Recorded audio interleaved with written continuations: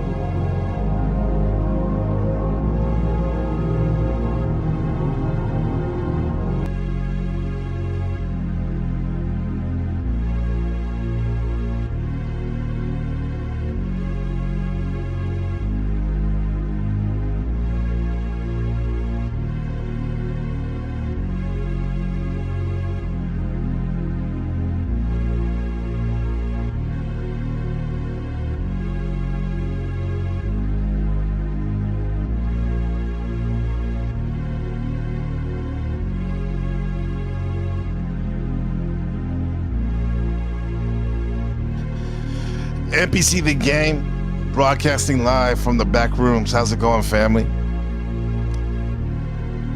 More specifically, the back rooms of Taiwan, the real District 13, Shaolin. How's it going? Romano Production. Yo, what's up, man? The wonderful Gracie Gray in the building. The beautiful Sherelle Snow. Appreciate you, fam. Shadow Buddha in the building, bitch. My twin. Where are we going? Well, why do you love debating so much? Why do you love debating so much? Say it again. Why do you love debating so much? Because I like to fight. That's what I say when I ask myself that question. Why do you love debating, chat? If you do, put it in the chat. Blow one in the air and put it in the chat. Tell me why you love debating.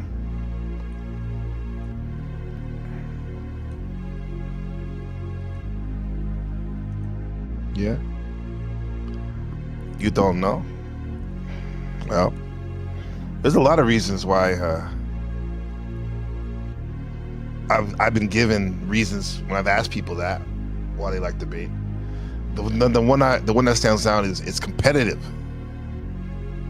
Another one is it challenges my paradigms. It challenges my beliefs so I can tweak things that aren't serving me. I just like the entertainment of it.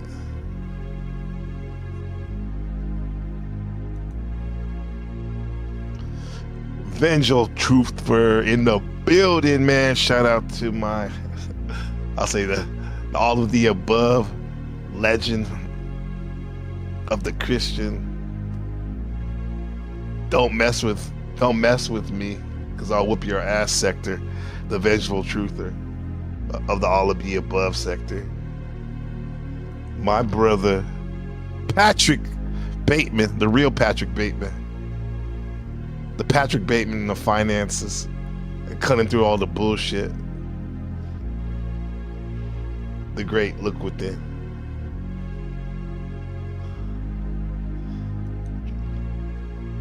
Dogma Free. Legend in the building. That's a person that's active. I know he's active.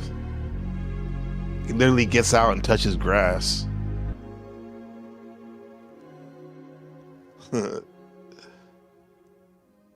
Yeah, I mean, so if you like debate, debating, let me know. I mean, there's different forms of debate, definitely, but the one that most of us in the all of the above sector of the panelverse are aware of is we're gonna set up a debate on this day. Here's the topic. Here's the moderator. Here's the rules. Have at it. Right? Old school debates are cool. Yeah, they are. Matter of fact, you did the segue, sis. Let me show you old school debate. I like watching this stuff. I can't believe these students are in high school back then. Check this out. Debate clips from 1965. Tell me what you think about this.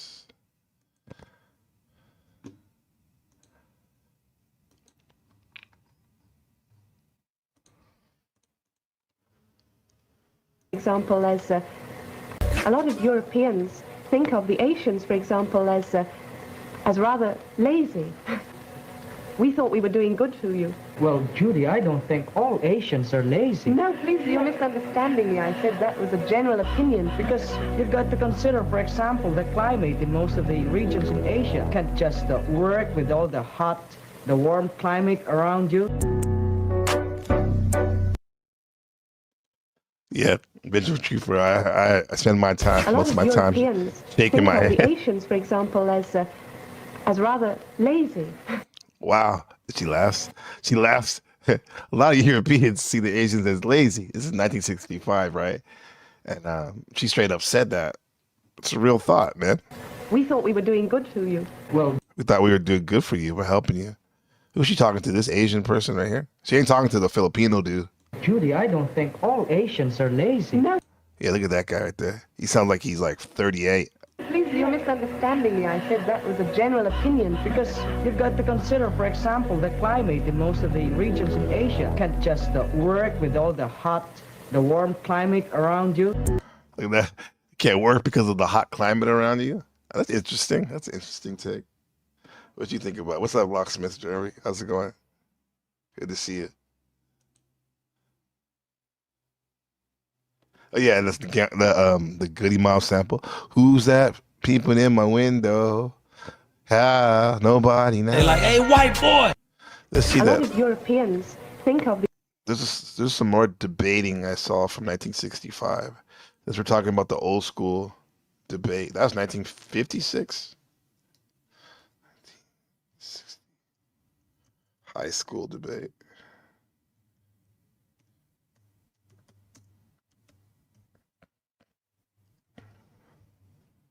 Here we go. Let's see some of this stuff. Prejudice.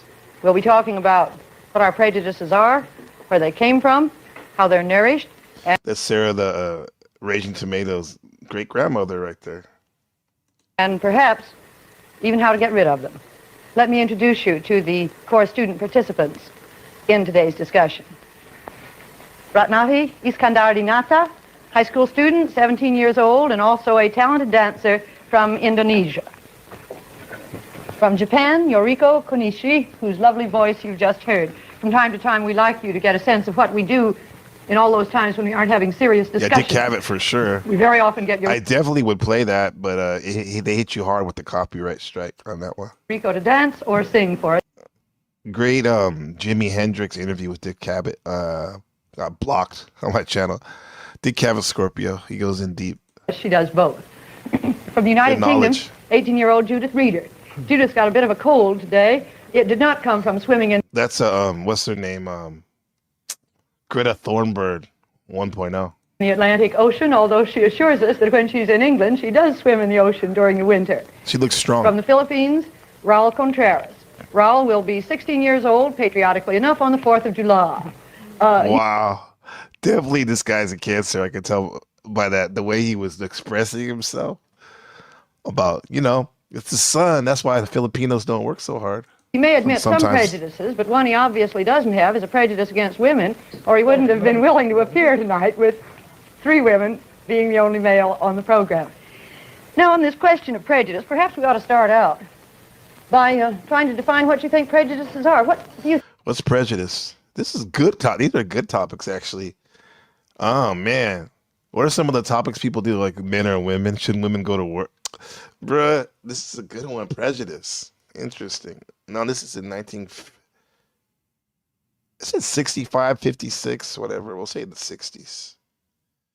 Who is that? Someone said Blind. Oh, shit. Legend. Don DeMarco. Blizzy Blind Fury. What's up, man? How's it going? Last time we kicked it was on the Marathon Kev, the homie Marathon Kev platform. He's trying to get you drunk and shit. What's up, Blind? What do you think prejudice is, Ratnati?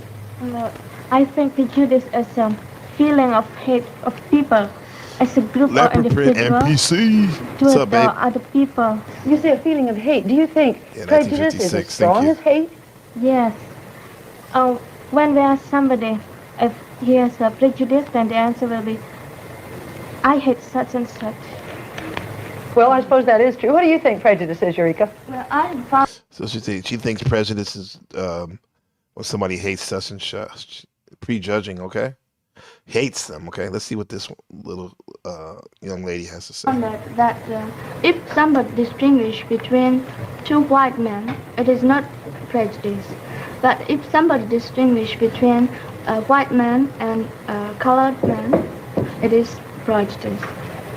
So she said it's not prejudice when 2 whites are going at it, for example.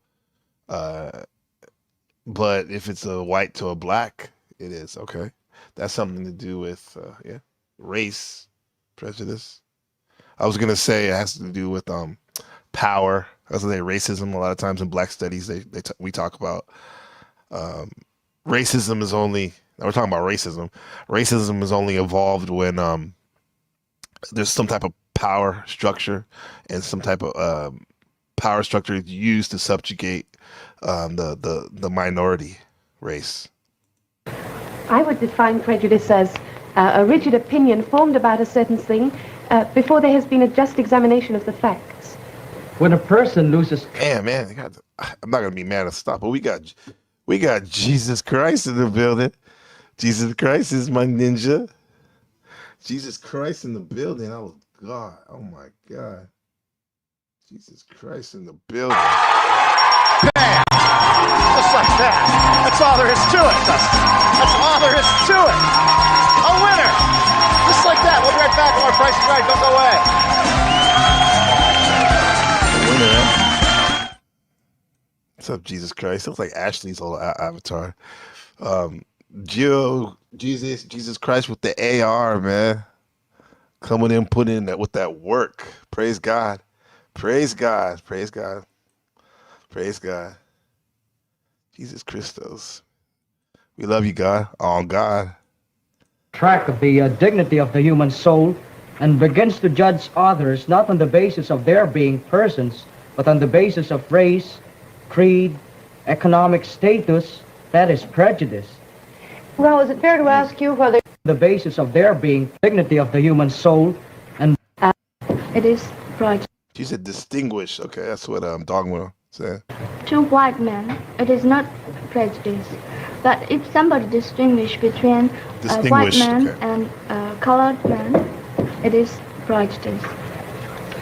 I would define prejudice as a rigid opinion formed about a certain thing before there has been a just examination of the facts. A rigid opinion about the thing before there's a evaluation of the facts. That is to prejudge, before, before you actually judge the things, analytically. Yeah, okay, I like that one right there. I like that one. Shout out to another legend, Jess White in the building. Yeah, hope y'all having a good day. I wish you a good day for sure.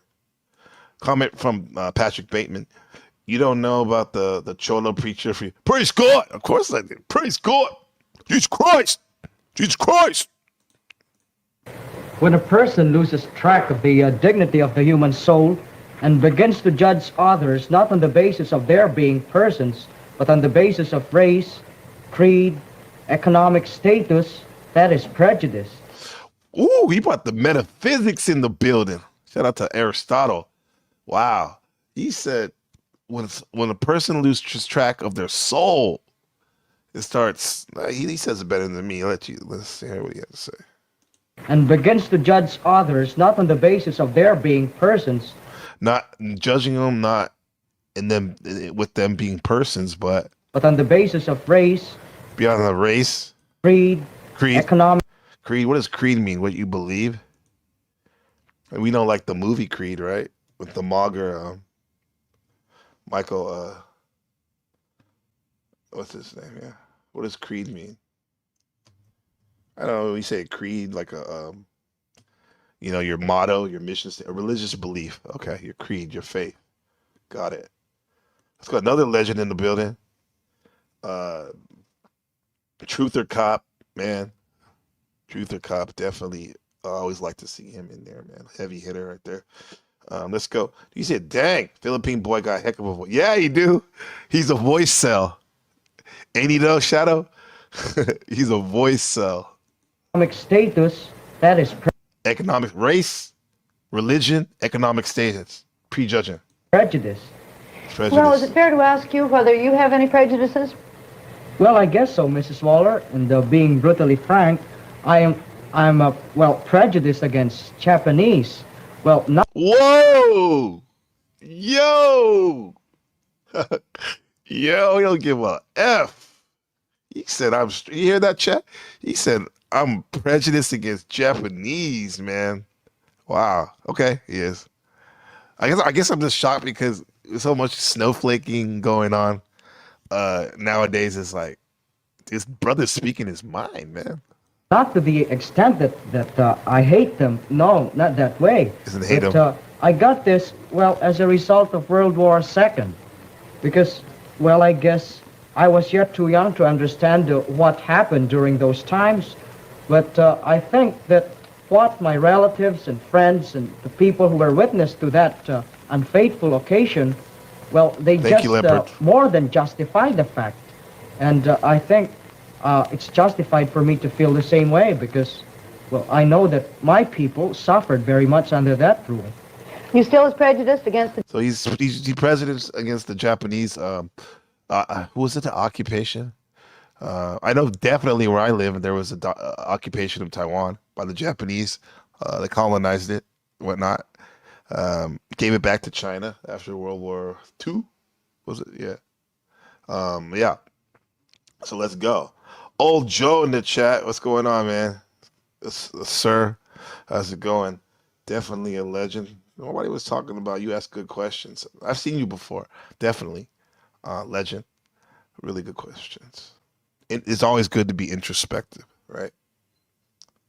Let me see. Yeah, support NPC. That's what Leopard said. With the dono. Yeah. buymeacoffee.com. You know, it helps out. We got memberships too. If you want to build with me, you know, I'm available. I won't say always available. Well, we can make something happen. Here's the link. Buy me a coffee. I like Buy Me a Coffee. They take less of a percentage out of than YouTube. Yeah. Comment from the Vengeful Truther. White people like mayo. Doesn't hurt my feeling. Okay. More mayo, please. Shout out to, I can't even think. Undercover Brother, that's it. The Japanese as you work? Well, 5 years justified for me to feel the same way because, well, I know that my people suffered very much under that rule. You still as prejudiced against the Japanese as you work? Well, 5 years ago, that prejudice of mine was, well, slightly fading away. But when Japan stubbornly refused to pay reparations to us, well, the prejudice began to brew again. But now I found out from close contact with Yoriko and other Japanese that Japan isn't ready to pay reparations yet, because as you... Reparations, okay, we have that discussion going on in America for the last few years, especially with the ADOS movement and the black, quote-unquote, black community. You know, they want reparations, but only reparations for people who are direct descendants from slaves, not newly coming Africans from the, or blacks in general, so-called blacks in general from the dystopia of the world that come to America. They only want people that were, their generations were affected by slavery, right? Which is actually causing a big mess of infighting and this separation in America among so-called blacks in America, right? My father's from Mali, Swaziland. We're originally from Mali. I was born in America, San Jose, California. So I wouldn't get reparations, but I can understand if somebody wants them or you know, if they can get them, get them. Go ahead. I'm not tripping on that shit. Yoriko said, some of them, and most of them, even have to suffer the cold in the classrooms because they can't afford to heat the schools. Yoriko, you've got any prejudices? Well, I don't have any prejudice for Philippines, but many Japanese people hate Korea because the president of Korea made the line, his own line, on the public sea between Korea and Japan. And if the Japanese fishermen go over the line, they are caught by Korean people and they can't go home for a while. And we are trying to be friends for Korea. Now that we've started, we better go. I wonder if they told her to wear that that garb, traditional garb. It looks nice. These children or young adults are very well put together, well spoken. Some seem to be like some type of standard back then, that the way people presented themselves, especially the young. Now we see kids wearing pajamas to school and whatnot. Yeah, this is fascinating, interesting. Shout out to all these. This is a real debate right here. Well, they haven't done a debate yet, but they're gonna get to it. And I'm sure they know each other because the Filipino Ralph, he was saying that he had a correspondence with this young lady right here before. So there's probably some type of genius level debating scholastic organization that brought them together. All around the circle. Judith, you got any prejudices that you admit?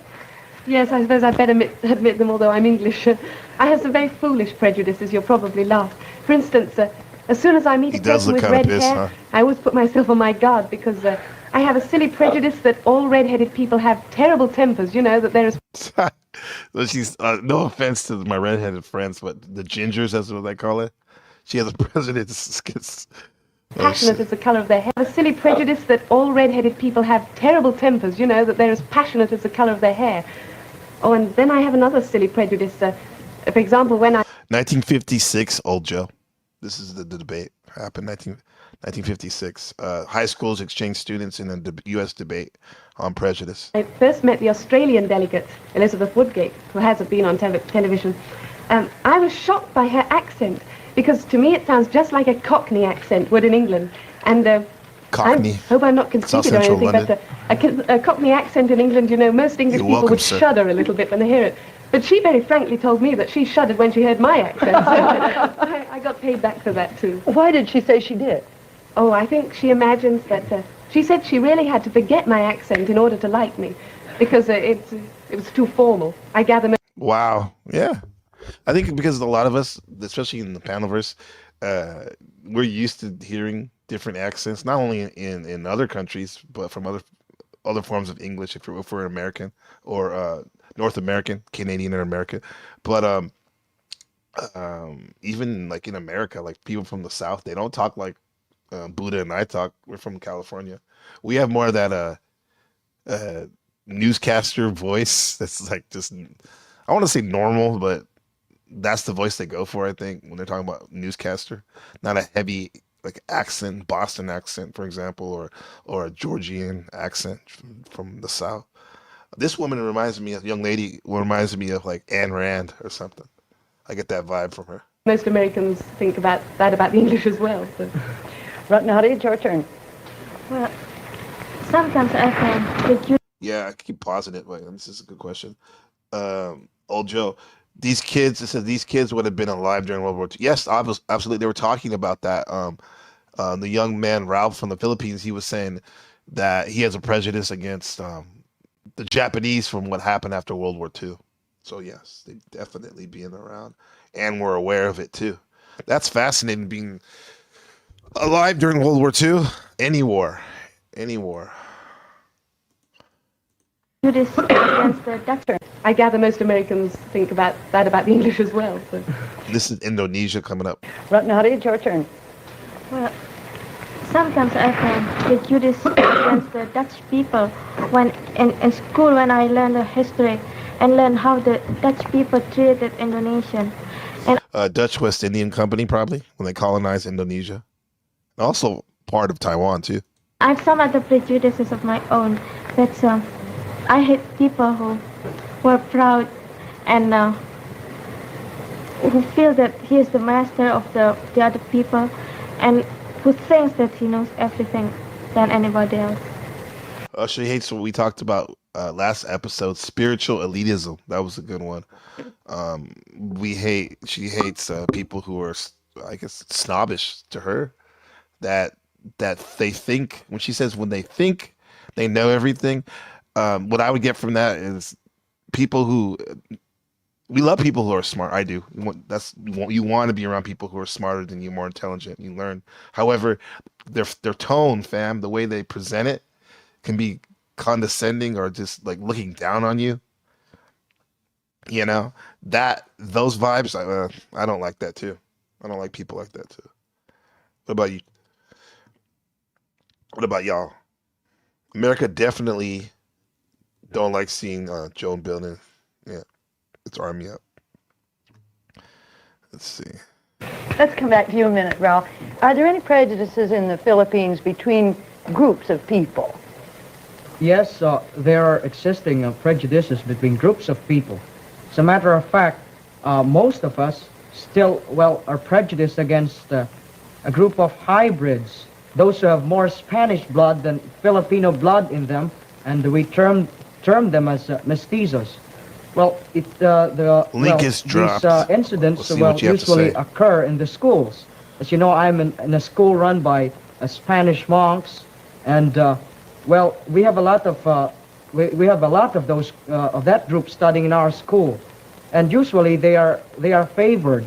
But we think, and we think that we are right in saying that they are sort of aristocratic, conceited, and high-headed, and sore-headed, and all sorts of adjectives, and they have the foolish idea that they have the royal blood or royalty in them. Well, how do you get along with these boys in school, Raul? Are there any problems? Well, frankly speaking, I don't get along with them pretty well. As a matter of fact, we usually fight with one another. Oh, It is school. We went through that. Went to a Jesuit high school, and in the 90s, during the time in California, there was a lot, just like now in a way, there was a big debate about illegal immigration and immigration in general. And in California, a large part of our population are immigrants from the south, southern border of Mexico, who my family, part of my family are. That's why my friends call me Blaxican, black and Mexican.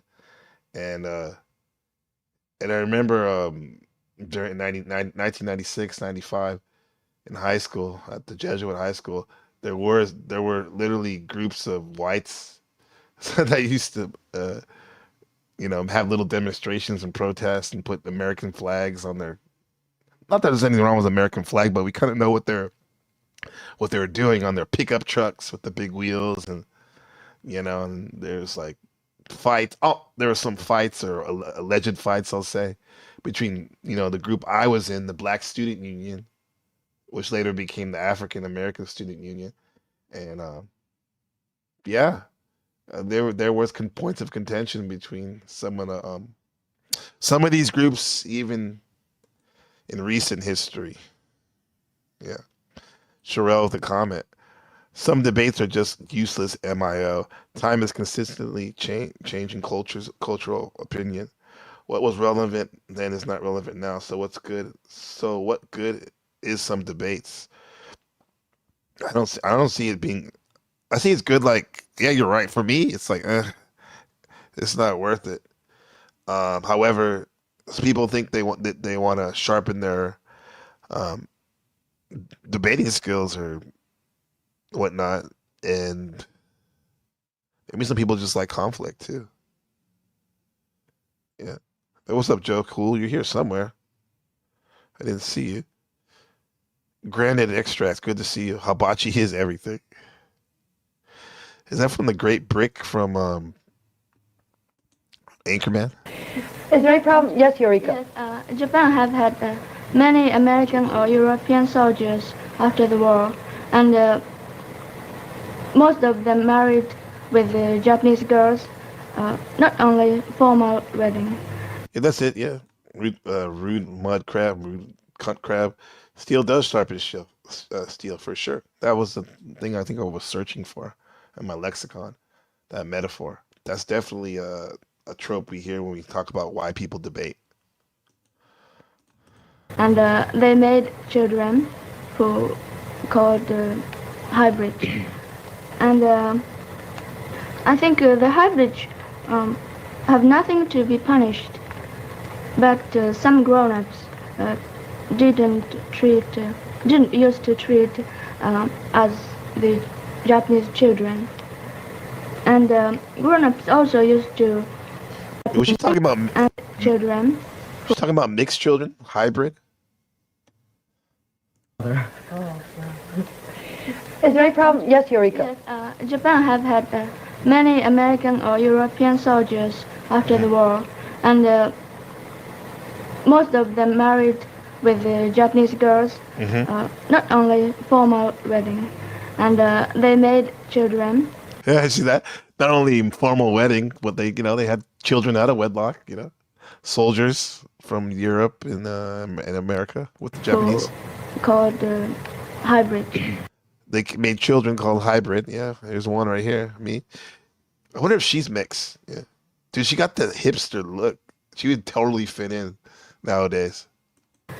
And I think the hybrids have nothing to be punished, but some grown-ups didn't used to treat as the Japanese children. I think she is old Joe. She has because I get to thinking like, how did these students get to this position when they're on this show?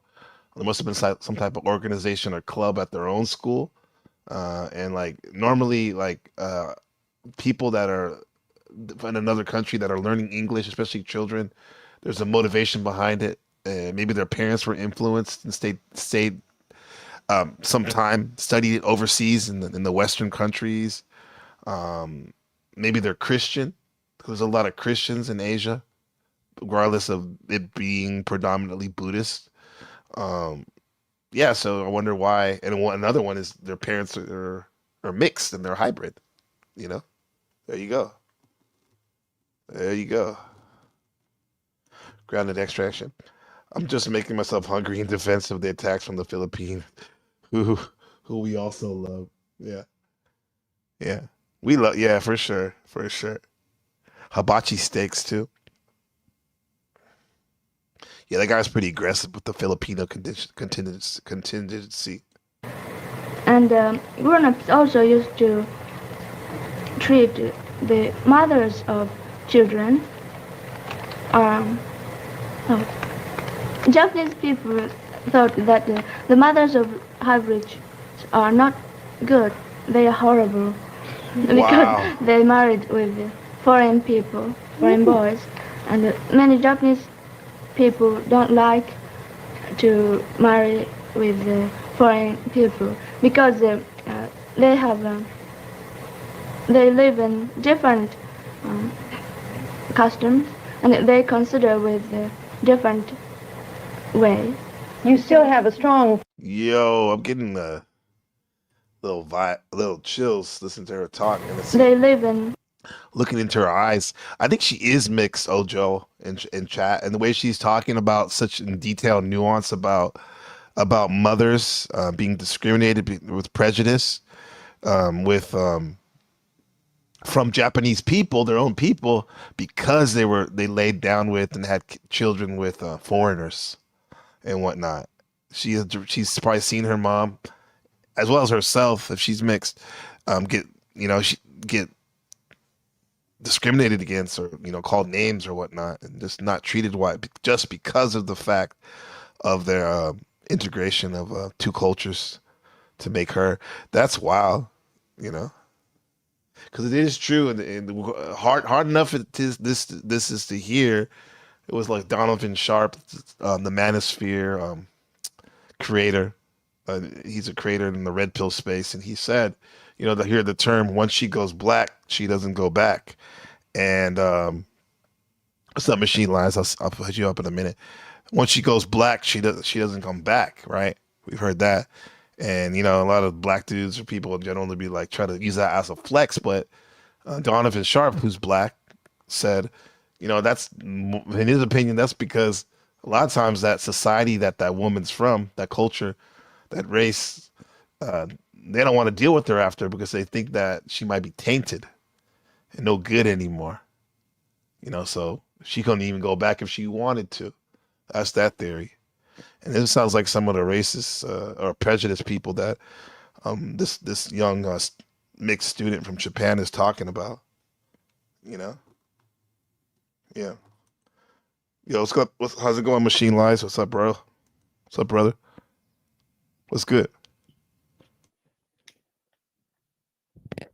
Yo, what's up, homie? Oh, I'm good. We're just going over these. Well, the question today and the subject is why do you love debating? And it brought me to looking at some old debates from the 50s from some of these students who are watching that right now. Why do you love debates? If you do, why do you enjoy them? Because you've been on quite a few, some epic ones. Well, I think there are certain questions that are better off being debated and being prospective in terms of public engagement. Certain unanswerable questions. Mm-hmm. And three that I could think of on the top of my head, would be questions of like metaphysics, like deep philosophical questions of theology. There's like lots of debates on those, and there's questions on I guess, however you want to put it, white versus black, man versus woman, past versus future. That's my favorite debate right there, is past versus future. I didn't even heard that as a debate. I mean, of course, I probably engaged in this informally in dialogues and stuff, but like that's dope, bro. Yeah, You've actually had a debate called past versus future. Yeah, kind of like that was kind of like a lot of the debate that I'm putting forward on my show. It's kind of like the traditions of the past versus where we're headed. Yeah. This is what interestingly enough, this is what Grok said. It said The Machine Lies is a tech skeptic philosopher who hosts Wednesday and Saturday night discussions railing against the mechanical heart of modern life while dreaming of a low-tech high life, quote unquote, rooted in traditions over innovation. And it said, the Machine Lies has been dissecting tech's takeover from Elul's mechanical musings to debating transhumanism's wild ride. So it's weird that, on Grok, it actually says that I'm a philosopher and a debater, even though I don't normally bill myself as those two things. Pretty weird. I mean, this sounds like, bro, that's like something that like, you and your people, like a publisher would have wrote as like, as the bio. But that's amazing that it's coming from an outsider. That's dope. I liked how that sounded, bro. It made me, it's like, damn, that resonated with me about you. But then it's like, I didn't look at him like that, but that's kind of true. That's cool. From a general perspective, that wouldn't be my perspective on myself.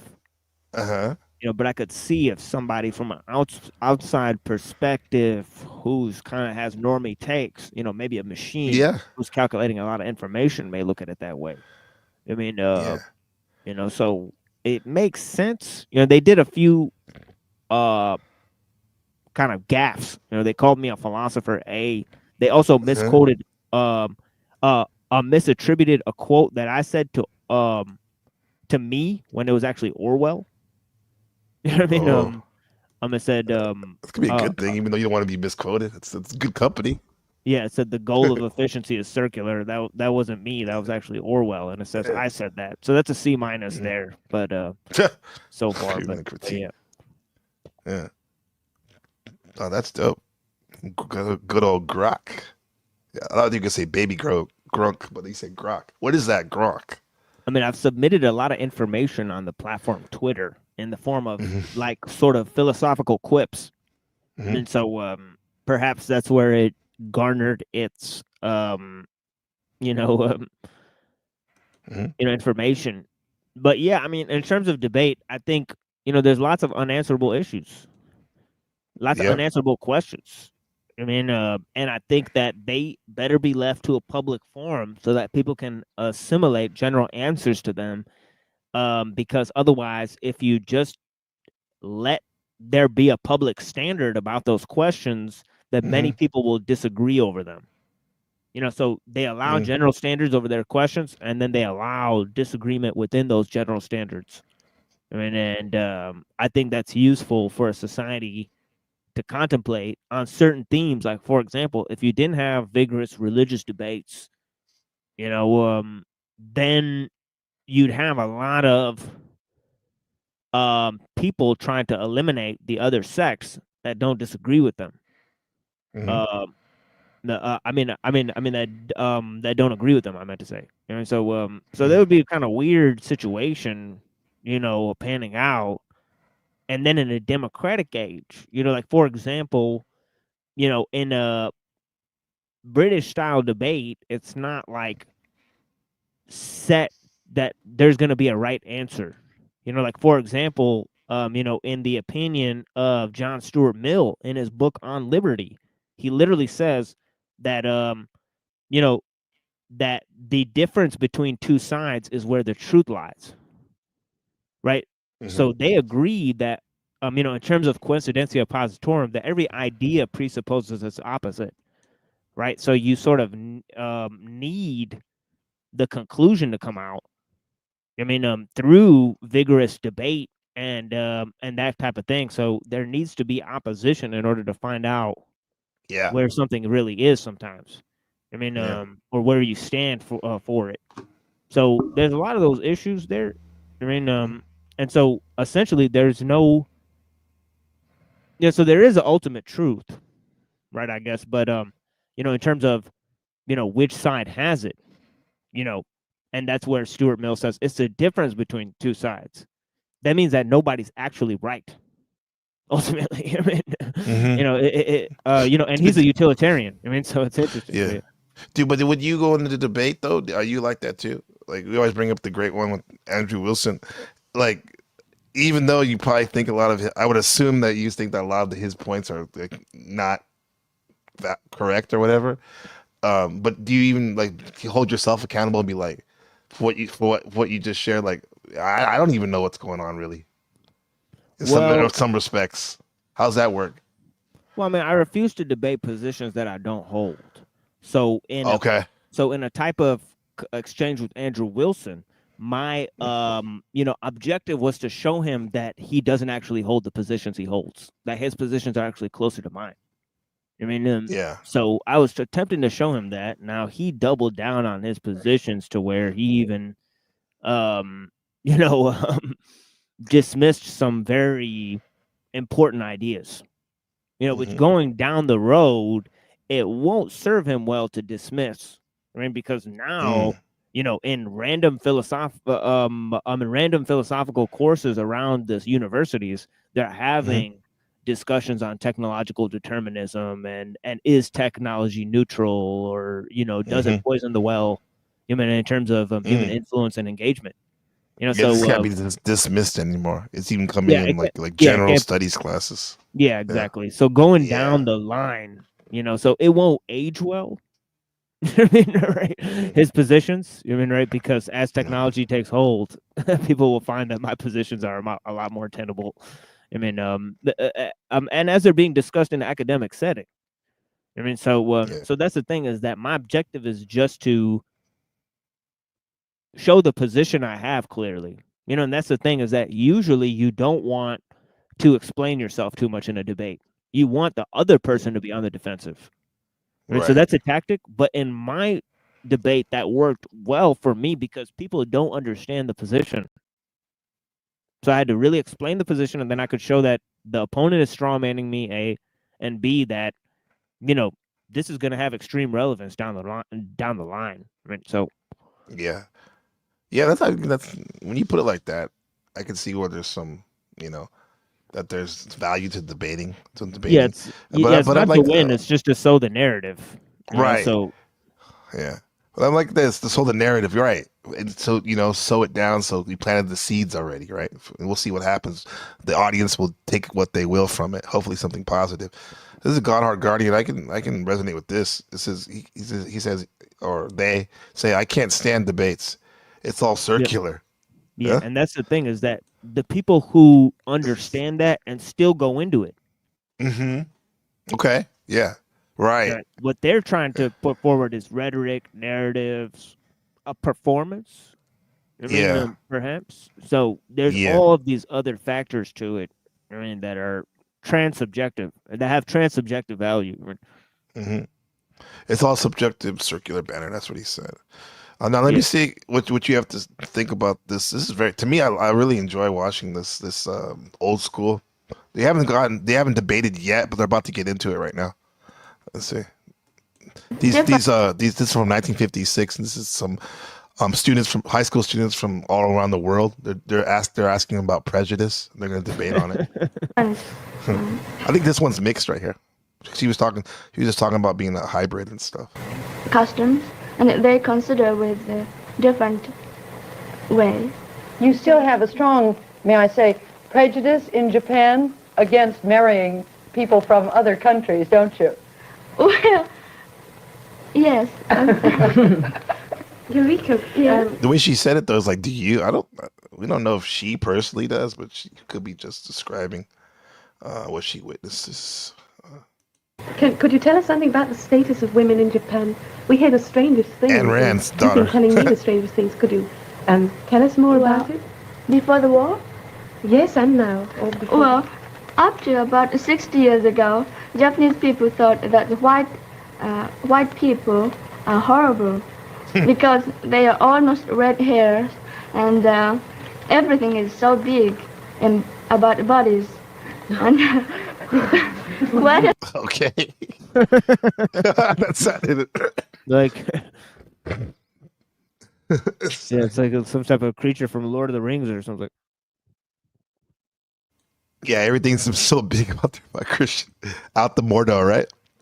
A few people still think so. And in Japan, we think that something to be beautiful must be small and delicate. Ah. You can hardly apply the word delicate to some of the big soldiers we send to Japan. This is a teenager. She's big. She's like one of those swimming. She was talking about like she goes in the Atlantic and swims. one of those strong teenage swimmers. Could you? But I never knew that you looked down on us because we were big. That's very interesting.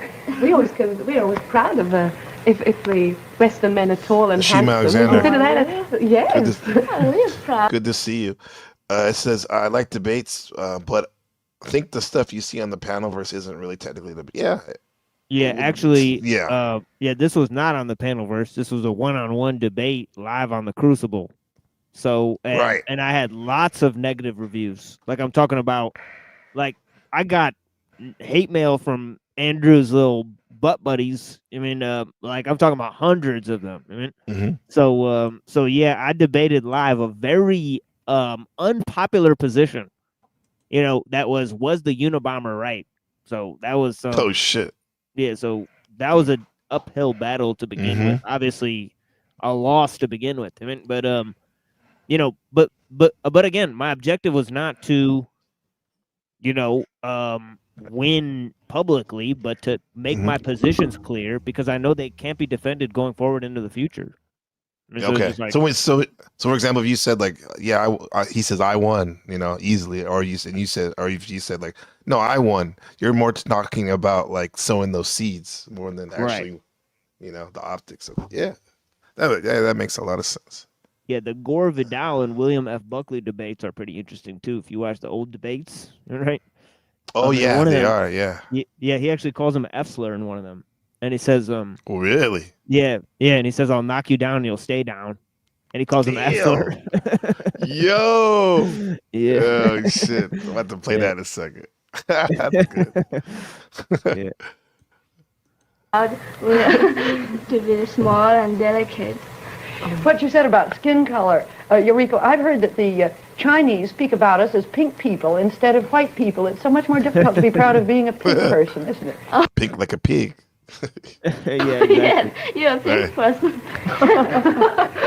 Might as well face it, Judith. Here we are. I feel scarlet. Ratnati, let's get... Yes?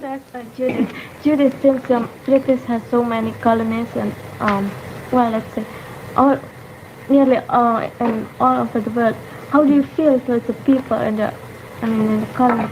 Do you have some prejudice? Good question. She's like, you know, Britain has so many colonies all over the world. How do you feel in terms of prejudice against people? Very good question. No, I personally don't have any prejudice. At least I hope I don't. But I know that a lot of Europeans think of the... Because she says she personally doesn't have any prejudice. No, she doesn't. But we have to go back to the beginning of this where each student shared their definition of what prejudice is. So some of us might look at, what are you talking about, lady? Young lady, of course you have prejudice. But the way she defined it, it might fit into what she feels as what prejudice is. She doesn't hit those points. You know, definitions, the power to define is big too, huh, Machine? On these debates and whatnot, huh? Yeah, definitely. Like defining things. Yeah. Asians, for example, as rather lazy. I don't mean to be rude, but that used to be the impression we had. You know, when we started our colonization, we thought we were doing good to you. I know that you dislike, for example, in Indonesia, you dislike the Dutch there, but they probably thought they were helping you. They were not helping us. See, you mentioned that we're lazy. We are not exactly lazy, but they didn't give us a chance, and we didn't get experiments to build our country. Well, what you said, they didn't give us a chance. Are we talking about they didn't give us a chance to assimilate to their ways? Because a lot of times someone will say they're lazy or dumb, and they're not looking. They're looking from their version of their standards. You know what I mean? Because they could have completely different centered these two cultures, you know, what they value, you know? Yeah, and another thing is that, you know, the advancement in those countries is assumed because of the way essentially technological progress takes hold in a society, whereas if you try to impose it on a society that's not really advanced, it will cause social disruptions. So it's like, so like they're not really getting, see, one side thinks the problem is colonialism and the other side thinks that the problem is lack of advancement in those countries. But neither of those things are the problem.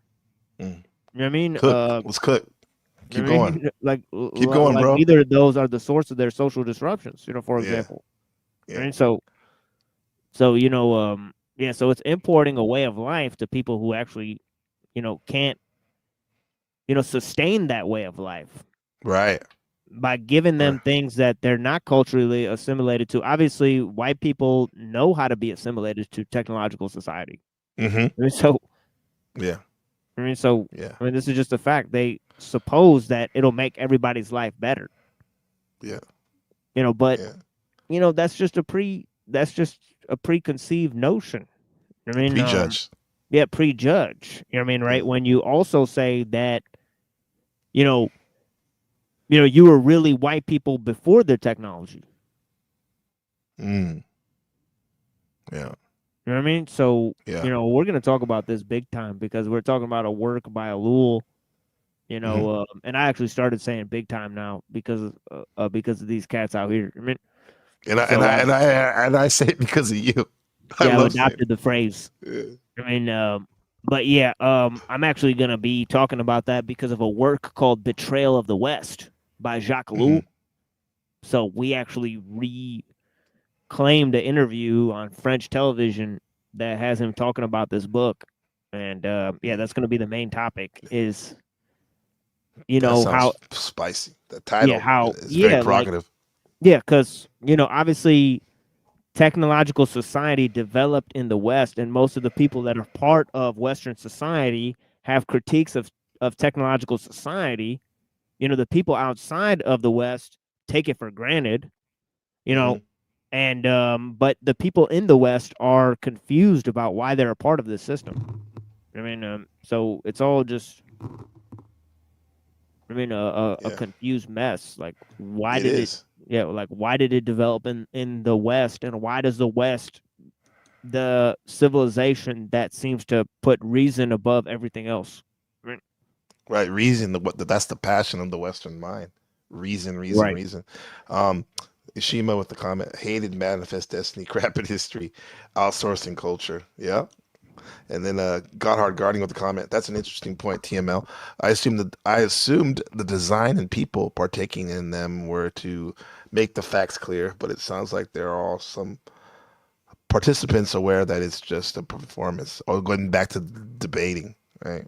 Knowing that I can be less critical if I presume the sole purpose was to sincerely make the facts clear, and that there was a higher standard of how to do that. Yeah. Yeah, that's a form showing a form of intelligence is trying to make things simpler instead of making it more confusing. Yeah, that's why I went in knowing, like, before the debate, I made certain, things. Like I said, all right, I'm gonna give a opening statement. I'm gonna define technology. You know what I mean? I'm not gonna insult my opponent until they insult me. Then I'm gonna insult freely. I mean, so gloves off. Yeah, so I made all these sort of objectives. I mean, yeah, but yeah, because there's it's on many levels. It's not just the topic, but there's a lot of things to in this sector or just presenting yourself that you have to take into account, huh? It's a lot of things, undertones and whatnot. Yeah, like I don't think quiet. Yeah, I noticed that. Really speak on what you don't know. That's a good trick. I mean, right. It says a lot. Right. Like what you said, you don't know. Whereas that sounds a lot more classier and a lot more intelligent than saying like I play dumb. Like I know a lot, but I'm just playing dumb. Come on, bro. Like I like when you say I just don't know. Wise man. are lazy. No, please, you're misunderstanding me. I said that was a general opinion. Maybe not now. I hope certainly not. General Good to see you, my friend Eddie Luck. Happy to have you. opinion, but well, when it's not, it's well, sort of wrong to say that they are lazy. Let's just say that they've got the very flat feet that they can't lift them up. Because you've got to consider, for example, that Yeah, you hear that? I'm like, what she was saying was wild, especially nowadays because people are such guarded. They don't want to be canceled. She just straight called like a whole race of people lazy. Yeah, because she's going with the equality based ethos, and he hit her with he said, no, people might just be different. You stupid motherfucker. Like TML's translation. He's about to go in. climate in most of the regions in Asia. Oh, he said the climate and the let's feet. just say that they've got the very flat feet that they can't lift them up. Because you've got to consider, for example, the climate in most of the regions in Asia. Well, it's just but natural. You can't just work with all the warm climate around you. I mean, that's true. I mean, certainly not all day. It's like, look here, you stupid bitch. Is that like Darte when he was young? Was his name the president? He sounds like I don't know. He sounds like Elijah Muhammad or something. Oh shit! I heard that the Honorable Elijah Muhammad was based on Yoda. His cadence. Like, it is because of the white man that we have struggled. I told you today the reason black folk don't work is because it's too damn hot in the sun. Oh shit. Of course, you'd always feel like fanning yourself, or going to an air-conditioned theater or something else where it's cold. Mm-hmm. Is there not only this difference of climate that explains a difference in tempo, but is there a difference in philosophy too that perhaps we in the West haven't appreciated? I wonder. Well, as far as I know it, and well, I think you've mentioned it in this program, that Indians think that they should never soil their hands. And in the Philippines, I must admit that, well, we're sort of inclined to get white-collar jobs and swivel chairs. Most of us do, especially the new college graduates. We don't want to work with our hands. We want to have, well, big bosses and with pretty secretaries around us. That's the common tendency. Hell yeah, bro. I heard that. The Mad Men type of shit. Yeah. People are so well spoken being so young, huh? It's pretty. I don't think most kids are like that nowadays, man. Oh no. Yeah, they dress nice too. Yeah. Could you give a proof that we are lazy? Oh gosh, now you put me in a corner. I was but trying to to be give you fair, an example. these might be some pretty trained kids. You know, these because this is on like an international TV show, so these are probably like the Fed kids. I mean, like that's probably like Manny Pacquiao's dad or some shit. I mean, right. It's the connection, yeah. Because in order to get to that level, especially because it ain't like you can pop out your phone and make a YouTube channel that goes viral or a video. It takes a lot to get on TV in 1956, right? We're talking 56, man. Yeah, like there was like 3 television stations, so it's really run by the world government at this point. Yeah.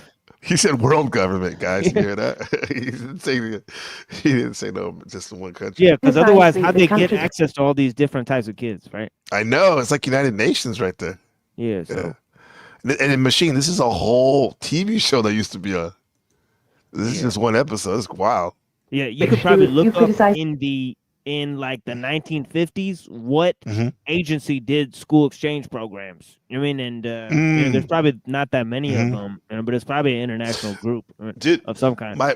My wife's school here in Taiwan. I mean, because she went to school in Jersey for a little bit, and then she missed her dad who was teaching in Taiwan at a college. So she moved back to Taiwan and went to this. It was literally kind of like a government academics for school academic. For professors and kids and also diplomats.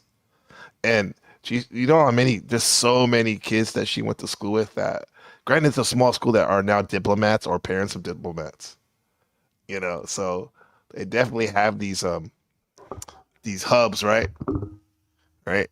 And these students were definitely most likely were part of that. The Dutch, for example. But I know the British, when they started doing their colonization, they tried to help the countries they were in.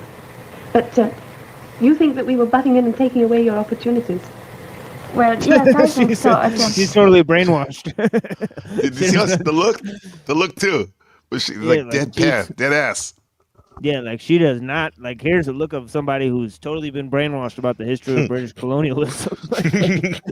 What the fuck? Like how dare you think that, like? How dare you think about that, you brown person? Yeah, it's like what? Like we gave you a leg up, like like we gave you a leg up, and we step on your neck on the other one. You think that we were butting in and taking away your opportunities? Butting in. Well, yes, I think so. Live free. I'll give an example about the Dutch that we didn't get a chance to be educated, for example. That was when the Dutch were there. Yeah. And do you think if the people in the colony get the... She plays on the Dutch. That's your cousin, girl. Right? Come on. Yeah, but she's taking credit for him. So she's like, we helped you. So that's some wild shit. Yeah, that's weird. That's weird wording right there. We helped you, bro. Wow.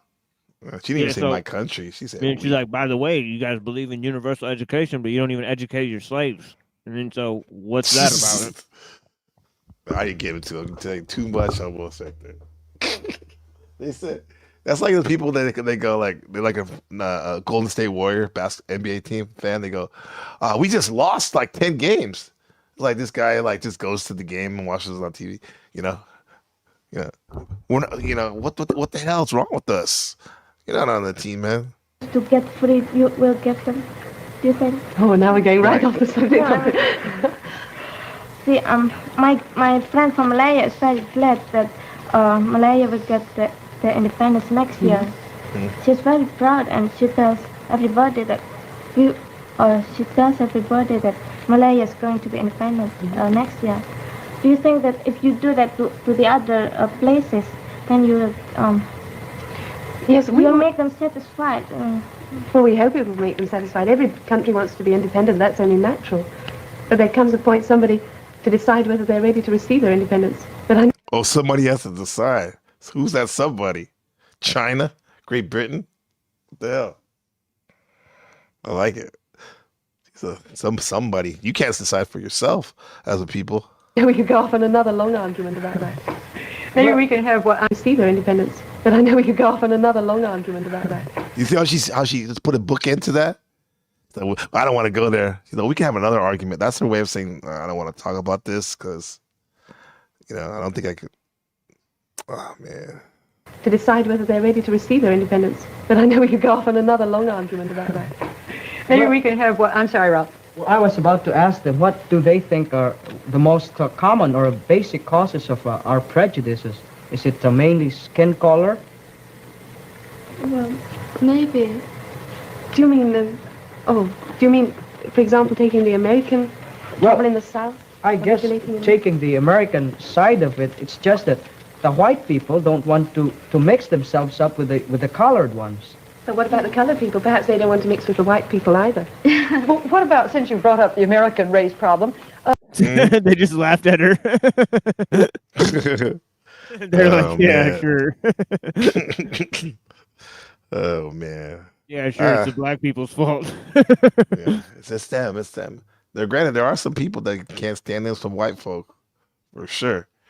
But there's, the majority of people nowadays are down for the swirl, regardless if they're black and white or Asian or Indian. You know what I mean? It's like, well, people. I mean, it's interesting. It's like they brought all these people here that they don't want to live with. It's like, well, they didn't want to live with you when they were where the fuck they were at. So yeah, so it would have worked out fine. But yeah. Since we're on that subject, what is your take, Machine Lives, about this movement in the last, I want to say, like 10, 12 years, about a lot of African Americans thinking that there were, when they bring up Native American people in America, those were actually melanated black people. Yeah, I think Any there's thoughts on that? definitely some evidence with that, especially with the Olmecs and all those types of people way back. Olmecs and Yeah. Toltecs. I mean, they were definitely black. Yeah. Because if you Yeah. look at their statues, they're Their literally noses are black wide people. too. Yeah, they're literally Yeah. black people. And then I Yeah. think what happened was that like Siberian people came in. So crazy, mama. You know what I mean? From the So north. they had ancient black civilizations there in Africa and in America, and then I guess like Asian people came in from like Russia. Yeah, from the Bering Strait up there, the Arctic and that's Circle. why They come down. that's why like Aztecs and all those people kind of look like they're Asian. You know what I mean? They do. Like Native Americans. I go to Mexico and I see somebody that looks Filipino. Yeah, so I think that's really what happened is like all these like Slavic people came in, so they're literally like black Slavic people. I mean, or whatever. Right? Yeah. Yeah, because we did like the first like episode I did on this live like Christmas time a year ago. Was about Siberian shaman and mushrooms and Santa, and like the thumbnail, the lady looks straight Asian, bruh, with those eyes, those little crescent slanted eyes, and yeah, there has to be a connection right there. Yeah. I'd like to ask you, is it as bad as you thought it was going to be before you came, or is it better or worse? Well, I think it's what I've seen here and what I've heard while I am here and what I have read in the newspapers. Pero, what's up? Just worse than I expected. Don't you agree, Judith? No, I don't agree. In England, we don't hear too much about the American problem, except, of course, when a certain case came up and the Supreme Court decision, we heard a lot about it then, but not too much. And when I came here, I had imagined from the Tiller case that things would be really terrible in the South. And I found that there's a real feeling of optimism here. I stayed in a Negro family, and I was able to see the position, really a bird's eye view of it, you might say. Okay. And the first thing that impressed me was that the Negroes themselves were not happy about the situation, but were pleased. They were grateful for what progress had been made, and they were sure that the situation would continue to improve. Is that the 2 weeks you were in New Jersey that Yes, you stayed in a right, Negro when family? I was in a Negro family. I know that was in the northern part, and conditions are better there. And I was very impressed with that. They said it would be a slow process, but things were gradually improving. It was a matter of breaking down tradition, and I was very happy to find that. I could see that, like in New Jersey in '56, that family that she stayed with were probably like very middle class, I would assume. So they have to be optimistic if you're living around all those people, right? That things would be better, but it doesn't mean that in their heart they're like, oh, fuck, man, it's kind of messed up. Messed up. Yeah, but it's like, it's like, honestly, she thinks that, like, obviously the white person is more like progress oriented because they see like the progress of civilization like firsthand. Yeah. I mean, so, Yeah.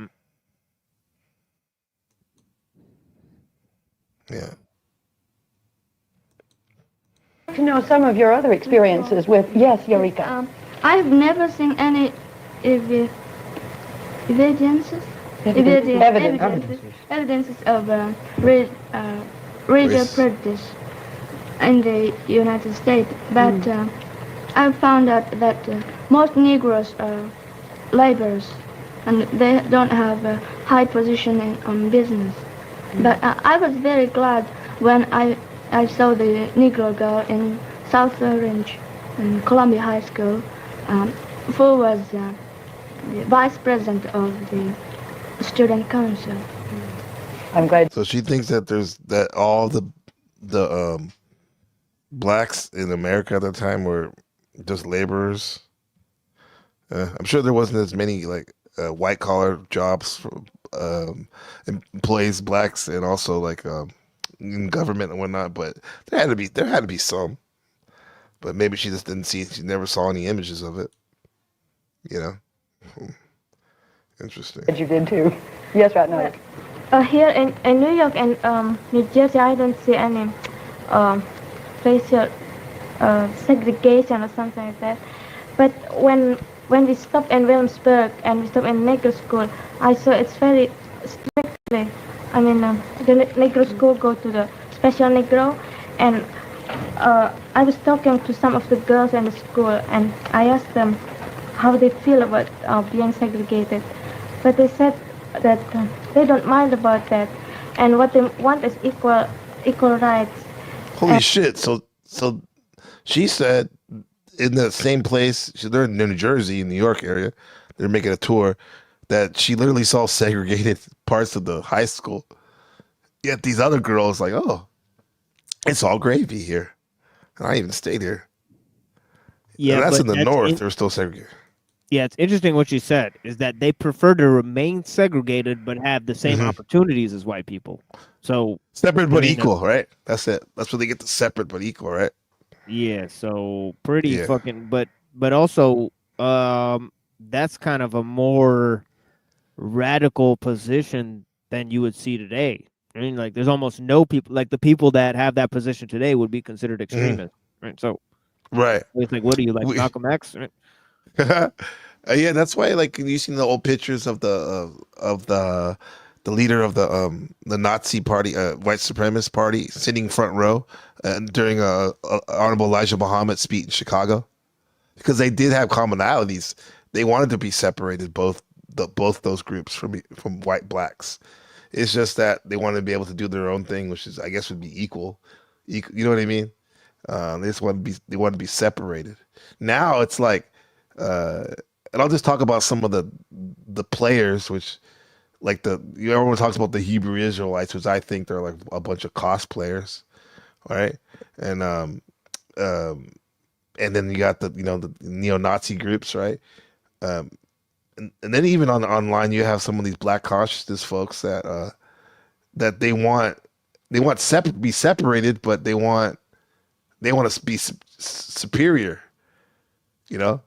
They want it all for themselves, and same with some of those white neo-Nazi groups. They want to be separated, but they want to, they could, like, fuck, anyone that's non-white.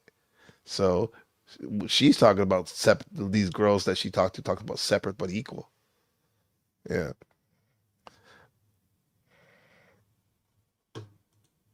And there are some places that they can go, such as restaurant or some clubs. And I think that since all Americans claim and emphasize that America. It's interesting, man. Let me check in with the chat, because there's a couple people in here like Godhog Guardian and whatnot. I'm glad everyone in the chat are saying hi and stuff like that. What's your opinion on this stuff, though? I don't see anybody really talking about some of this stuff. Is it just that the racial stuff is kind of makes people uncomfortable, you think, Machine, in this sector sometimes? Yeah, I think most likely. Yeah. I don't see a lot of discussions about that. No. I mean, I've seen a lot of people trolling about it, though. Right. So right. There's people trying to rile people up on that type of issue, but like, all as the we've time. experienced, all the time, right? But you and me as brown and black men, right? Definitely, right. We've gotten a lot of that. I mean, trolling. Somebody told me in the chat that I've ruined my wife's genes. Wow! So I've gotten that comment. Jesus Christ! I ruined it. Like, actually, she got an upgrade. The genetic pool or whatever. Poison the well. And so I would say both of you guys upgraded each other's genes. Yeah, but it's kind of weird. Yeah. And, that's wild, bro. Kind of comments. Yeah, people saying towel head and shit. I mean, stupid. Saying all type. People thinking that I'm an Arab for some reason. You're fucking. There's a lot of people that think I'm Arab. All of a sudden, I mean, from Detroit, that has lineage from Pakistan. Come on, bro. Get it correct if you're gonna go there. Huh? I mean, if they wanted to, they should literally, like, try to study, like, your cultural origins, so they can make some funny jokes that way. But these guys are lazy, huh? Yeah, and I have a lot of, like, positions about people's cultural history. Like, like, I talk about the Jews, I talk about white people, I talk about African people, I talk about Chinese people, I talk about all that type of stuff. So I'm not afraid to talk about other groups of people. and how I really see things. I mean, so it just so Yeah. happens that, and then also the type of debate circles we were in previously had some sort of, a lot of Groyper involvement. I mean, Yeah, so they they got did. like a lot of that type of stuff going on. So there's also that aspect of things. I mean, because we're dealing with right accelerationism. I mean, so there's going to be a lot of neo-Nazi groups involved in that. That's just what it is. I mean, so Yeah. I mean, so Yeah, I mean, comes to mind, like, I'm not saying he's a neo-Nazi, but that, like, some of your interviews, like, introduced me to, like, Adam Green and that type of, in the sense that, like, and a lot of yeah. a lot of people who enjoy his content, they can point to that what you just said, those type of organizations and Yeah, well, I these had subgroups. I had done an interview in England, right, with the England guy, and he literally, before he started the interview, he literally goes, I don't really like Muslims, right? What? He literally said that. Yeah. Are Yeah, you and it's kidding recorded me? on my channel, but yeah, You're it's like lying, it's right? like right before the interview starts, he's like, yeah, I don't really like Muslims. I'm like, yeah, that's why I'm doing this. I mean, to prove to you that I'm probably because my whole point was like, hey, the best thing that white people can do is be white people. Like Yes, just figure be out yourself. yeah, Right, like be figure out yourself. like your German, Let your head your down. Dutch, your Italian, your French, Yeah, I'm okay with that white pride, or I mean, white pride seems like a lazy, just like black pride does too. No, let's talk about nationhood. What's your ethnicity and nationality? yeah. Yeah, be I'm happy very to be on it. defensive for white people because Yeah, I'm married to a Polish lady, so I like for sure. sort of defensive about the Slavic, sort of Yeah, heritage, and all that type of stuff. It is what it is. So yeah. I I'm feel 30% personally, Spanish, and I'm not talking just Mexican. I yeah. mean, we have Mexican in it for sure, but that's European, bro. But I feel you even feel like even if you're not like Taiwanese, you probably feel a certain sort of like pride for the Taiwanese. You know what I mean? You're probably like, No. You're you know what I'm right. saying? There's that, but I literally said that this week. Rebecca. I feel like I'm Taiwanese. Kind of trying to get her approval. She's like, yeah, I can see that. Yeah, for sure. You're Yeah, you know invested. what I'm saying? Yeah, So yeah, for sure. you know what I'm saying? Like Yeah. I have that about America. I'm like, Mm-hmm. I'm like, no, fuck that. I'm an American citizen. I'm like quoting Yeah. like Patrick Henry and shit. You know what I mean?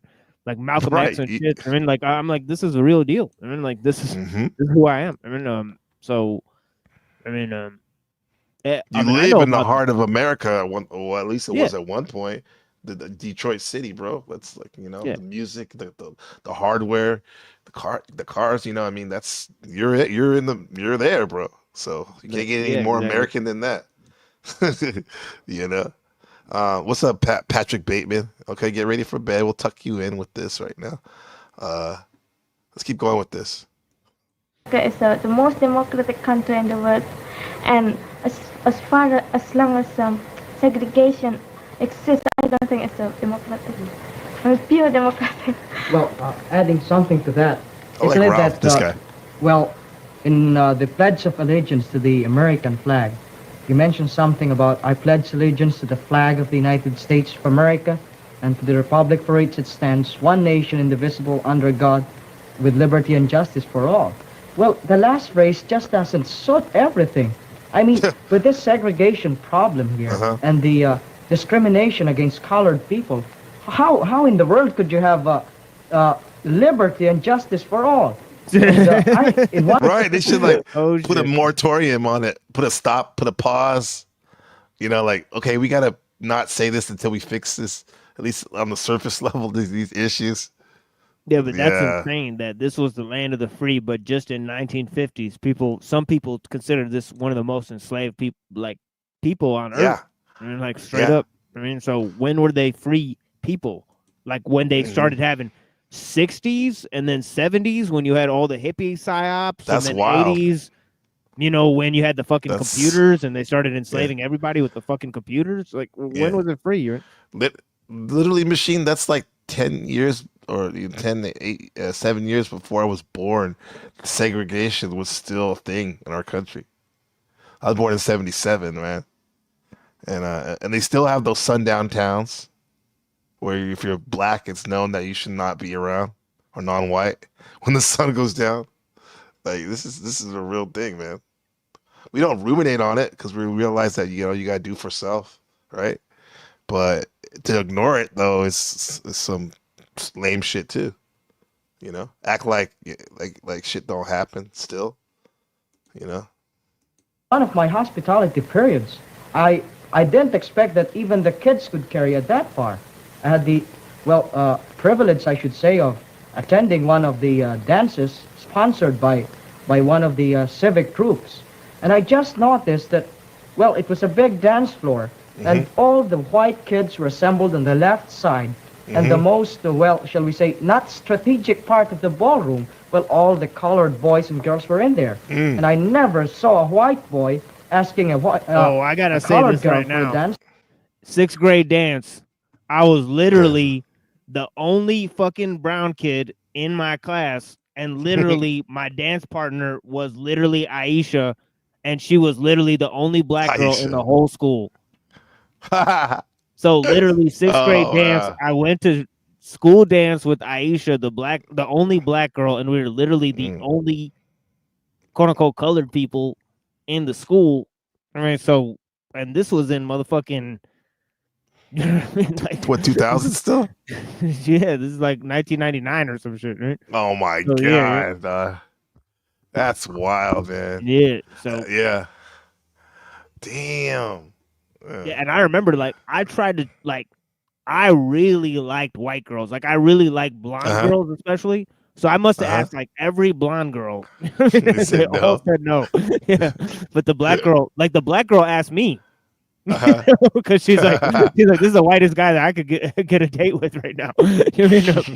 So literally, I mean, so it was hilarious. That's wild. I'm glad you shared that. I can see that, man. I've had that feeling too before, because my junior high elementary school was this small Catholic school, and yeah, a lot of times I was the only brother there, right? But the one thing is though, with that said, there was no black girl or brown girl to dance with, so I had to dance at the 6th grade, 7th grade dance with the white girls, man. And all we used to do was the slow dances. That's all they wanted to do anyway. Yeah. You know what's funny? Like, because I was always like the biggest person in the school, like tall and whatnot.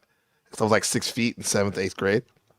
And I used to wonder, like, why are all these all the girls go to our basketball games, right?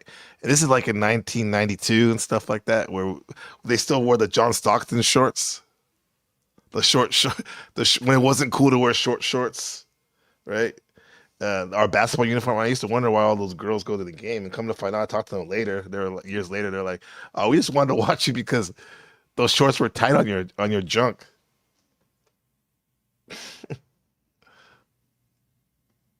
Hello, can I get a whatever, man? Anyway, I thought that was funny when they told me that, man. But yeah, that was the only black kid in the school for a minute, right?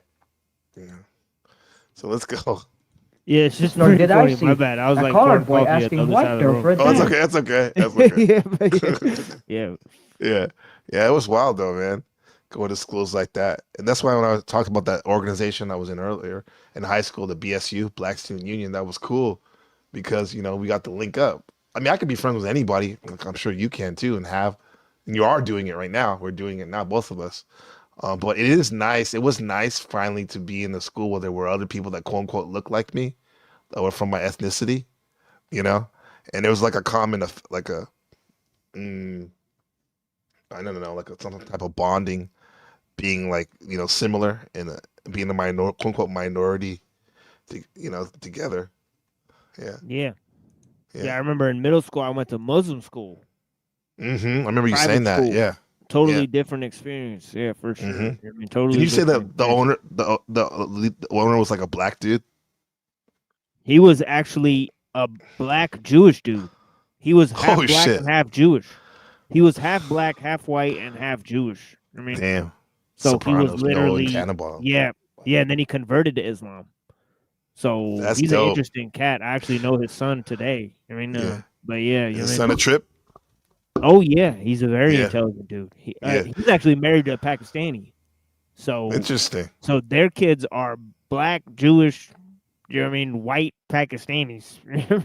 Basically every continent almost. Yeah. Yeah, that's it. That school leader, that's interesting because already he has a lot of different cultures and interesting probably philosophies just on his his racial backup, right?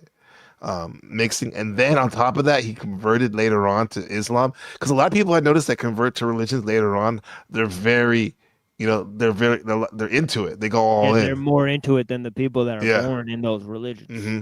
for sure. Yeah. Yeah. Like I thought, when you talk about your school, I thought you make it sound interesting. I probably would have liked to go to school like that. I had a nasty experience too. When I first arrived here, and I happened to mention to a group of young people that I was going to stay with a Negro family. One of the boys got up and walked out of the room, and I felt awful. I thought, Oh shit, that's hardcore, bro. Damn, hater. well, we're in the north now, not in the south. And then when we did go into the south, I really came against it pretty hard. We went into this big store, and I was in the ladies' cloakroom, and I was washing my hands, and I was with a group of the eastern delegates, That's funny. the rather darker-skinned ones, like. What you say? The coat room? He just got up and walked out. He's like, "You Negro lover!" He just walked out. Stupid bitch. He just walks out. Man. Yeah, it's like, come on, relax, Jim Bob. You're just gonna stay with them a couple of weeks. Yeah, like what the hell? Yeah. Yeah. Like Ratnati.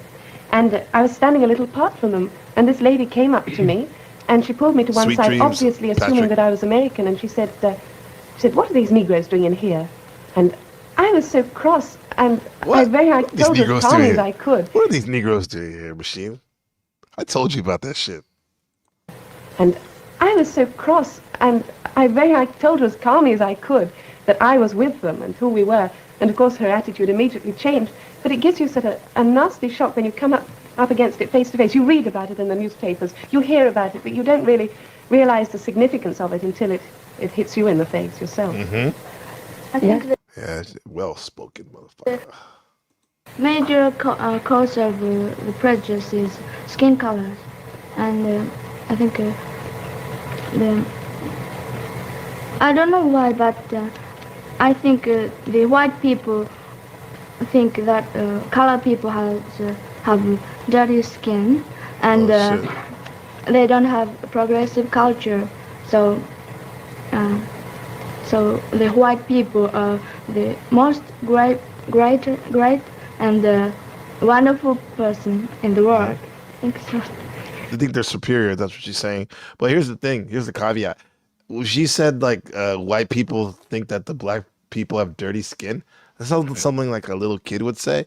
And I'll say this. I'm sure there's white people that have said that over the years, but literally especially in the South, they live with them. They may not be friends with them, the blacks, but they live with them. They maybe even work with them or some capacity. So they know their skin's not literally dirty. And so to me, what she's doing is she's putting on top of what actually some of those Japanese people she's been around have said. Because I can see Asian people saying that, something stupid like that. Ignorant people, like, oh, they have dirty skin, you know. So, yeah, because they have an interesting thing in Asia about how even with no contact with melanated people, really, they prefer lighter skin. You know, they prefer lighter skin, right? Because it means like you don't work. You don't work. Them. Right? Yeah. So, and I've seen that with Arabs too. Oh yeah, yeah, yeah, yeah, yeah, yeah, yeah. And a lot of those Arab countries, I've seen very European-looking people too. Yeah, as well as like melanated, very dark people too. Yeah, but what's funny is it doesn't work among other colored people. So brown people don't like, black people more. Mexicans don't like Indians more. Just so they all prefer white people too. So it works across the fucking board. It's pretty weird. But again, it's not because they're white. It's because of their advancement. So yes, we need to the technology. Put it on the real cause. Right? Like what, why is that? Why are they more, why are they more trustworthy is because they have more comprehensive systems. Right? Yeah. Yeah, and then some of those bigots will use that too. They'll be like, yeah, man, you would still be in the Stone Age if it wasn't for us, right? You'd be throwing spears if it wasn't for us, you know? Right. Yeah. Right. The guy who hasn't read any books, you know what I mean? Drinking the Natty Light and Mountain Dew living is in a kid. fucking exactly. These are the type of people that make that comment. Yeah. They haven't walked outside their house or talked to people. Nah. And you saying that the sector, you were saying that and some of the the fuck the system type shit is what a lot of these some of these white neo-Nazi group. I'm saying that those are my words.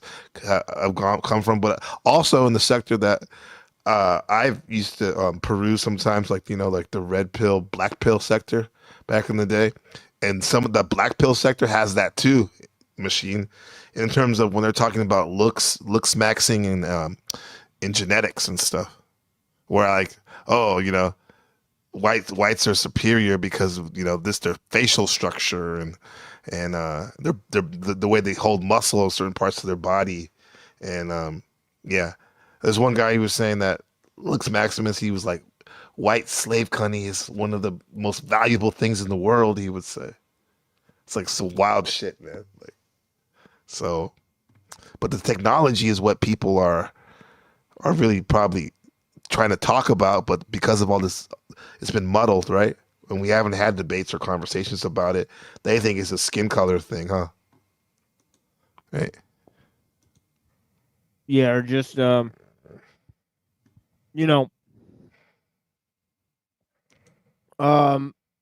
so. Also, there's a whole idea to attribute it to Christianity, but that could be a double-edged sword, right? Because Christianity wants to take credit for Western civilization, but it doesn't want to take credit necessarily for like liberalism. Yeah. And the scientific enterprise and all those things that have actually muddled theology in all these games. And so there's another whole trip there.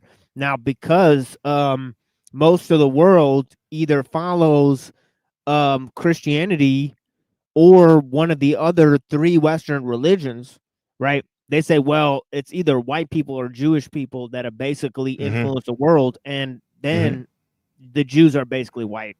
So add that to the entire thing. I mean, so because the Jews can, a Jew will pretend that he's A, Western, B, white, C, Jewish, D, non-Western, and E, Catholic? well, all these things. Crypto so-and-so, we say, right? Or some people say. I was going to say Judeo-Christian. It's like a little moniker that they made up, so. Judeo-Christian, yeah. Which kind of excludes Islam, because if you'll notice about Islam, most of the Muslim world is like African, Arab, or Indian. Or subcontinent. Or like that little girl from Indonesia. She doesn't look white at all. Oh, yeah. Or any little pockets in Europe, in Eastern Europe, right? And those are known as like the rebels of Europe, right? Like the Chechens and whatnot. And they're the ones that don't like the Russian Empire. So yeah. So the Muslims are really opposed by modern civilization. Yeah. Facts, man. On this matter of skin color, if you were here in the summer, you'd see lots of Americans on all the beaches trying to get brown. It's significant. I wonder what that really means. I think we white women have an inferiority complex. The Eastern women and the Negro women have a sort of reputation for being so beautiful. We're a little jealous of them. I guess you just envy us colored people. I guess so. He's trying to flex on her. That's what she just said. Well, she's saying that in terms of looks, yeah, but he's saying in general, yeah. She gave a weird compliment kind of right there, and it was vulnerable, saying that they do actually, they're not, they do. There's times where they feel less than. It's significant. I was in the world. On this matter of skin color, if you were here in the summer, you'd see lots of Americans on all the beaches trying to get brown. It's significant. I I wonder what that really means. I think we white women have an inferiority complex. The Eastern women and the Negro women have a sort of reputation for being so beautiful. We're a little jealous of them. I guess you just envy us colored people. Poor girl. I think so. Well, is there anything corresponding to that in... Well, I think so. You said poor girl. Yeah, she's kind of homely herself, but She is, but, yeah. I mean, in terms of like, so I get where she's coming from, so I kind of feel bad, but yeah, I mean, it's just interesting in general what she's saying about the inferiority complex. It comes more also from being like having shit that you could make on your own and relying on, family traditions and stuff, whereas they love, you'll see that, white people love to do that when you'll go and buy something. It'll say like from the family traditions of so and so. Yeah, it's like a story. Yukalakahupu. You mean I'm saying it's like it'll be like some fucking stupid shit where they'll try to sell it. Bean. Yeah, the Yukalakahupu, coffee bean. Like so white people always try to sell some sort of unique culture. So that's that's where the inferiority complex comes in. Is that they think that they don't have OG shit because all they have is like Mickey Mouse and McDonald's. So they're like, like where's our culture? Because if you think like what's white culture, you don't really come up because you don't know. It's not like that's why we say white bread. Yeah, the term white bread means like it's bland. Yeah, the English are known for some of the blandest food. Yeah, but that again, that's not their fault. That's because they've been technicized. Right? So they haven't necessarily, tried to get rid of their own traditions, and you can tell by all the trad groups now. They're desperately holding on. So this is the thing. It's fucking dorky, bro. It's so cringe. Now I know why you and shout out to Neuro for sure. Like, and you guys are just on those guys because the more I see, especially I see Jim Bob's face and Jay Dyer. It's like these smug motherfuckers. It's like, what do you offer, big bros? What are you to your people even? Cope, yeah. The young men cope with modern society with so-called ancient traditions. That are not ancient. Not ancient, yeah. Shout out to Dominic, Namaskar, fellow beings. Yeah, he was dropping some wisdom last track. Let's go. Yeah, that's very characteristic of him. Yeah, that's the G right there, for real. Come from Machine Lies, that means a lot. Oh yeah, I've had many deep conversations with the homie. Yeah. Yeah. Let's see. We got like about 5 minutes of this. I'm going to go to the dog park. What you got going on tonight? Who's the next broadcast coming up? Hopefully sleep. Tomorrow we'll be talking about Alul. In terms of, we'll be finishing chapter 1 on the characteristics of technique. So he'll finally begin down to talking about the autonomy of the system. So a very special show on Alul tomorrow. So, whoever's interested, can come by. And his main the main force of his argument is in that whole thing, where it kind of lays out this matrix type of scenario where the system is in control, humans are no longer in control, and obviously it's a very controversial, sort of push there that he makes, but I think it's very important for people to hear the argument. Yeah, you was just slow burn hitting all the nuances, bro. It's been legendary. The thing is that I haven't heard, I haven't heard if something like that's actually been done, where they page by page break down an entire book, which is sort of a classic. Especially one that's so dense, huh? Yeah, exactly. One that's so dense, like maybe Plato's Republic or like Jacques Ellul or like some type of philosophy book. There needs to be more because we have video software now. So you could literally page by page break down you not only read it, but engage with people and break down the concepts in that book. So I don't know if that's ever been done before, where it's an entire book breakdown, or at least I haven't heard of it. So this may be the first one. But it's an innovative type of show, so we do our thing. Yeah, absolutely, and you want to be part of it, guys. Yeah, hit Brother Machine up. I'm gonna get your link. You can always drop your links too. Machine, feel free. It's You're not a mod. for everybody, but come by into deep ideas. Yeah, I think we have this. We have some cross listeners, supporters for sure. Yeah, maybe. Yeah. Let me see. Let me get back to this. I just split everything up. There you go. Mrs. Waller, because in the Philippines it's just funny. There's a common tendency among women, well, those who have a dark complexion, I should say, or just a tanned one, or just a brown complexion. Well, especially these high society matrons. Well, even if they've got already wrinkles on their face, they still want to bleach their skin. Suppose you meet one right now and you say, "Oh, good morning," and you see that she's just tanned and brown. But after 3 months, you meet the same person with the usual society walk and trying to be very dignified and cultured and everything. And you just notice that her face was is lighter than before. Oh yeah. And when you look at her hands and everything up to her arms, well, you'll be likable to exclaim, "Holy Moses," because there's a real, very great difference. You see, she's about very light here, but you look at the arms and everything, and the lower part of the body. But gee, it's just a very great difference. It's colored here, but it's very light. They really bleach their skins. They do, Mrs. Waller. Yeah, they do. Yeah, every year if you go to the Indonesian market in Taiwan, because there's so many foreign workers from Indonesia and nurses and stuff, because this is a better wage over here and a little bit more developed. They have skin whitener in the Filipino section and in the Vietnamese section. It's wild, man. Jamaica, they do that shit too. It ain't just the Asian people doing it. Yeah. Well, what about Japan? Japanese women don't want to change it anyway, do they? Some Japanese women, right? How does that? Dye their hair red. Or blonde. Yes, they like a red hair, but I don't like it.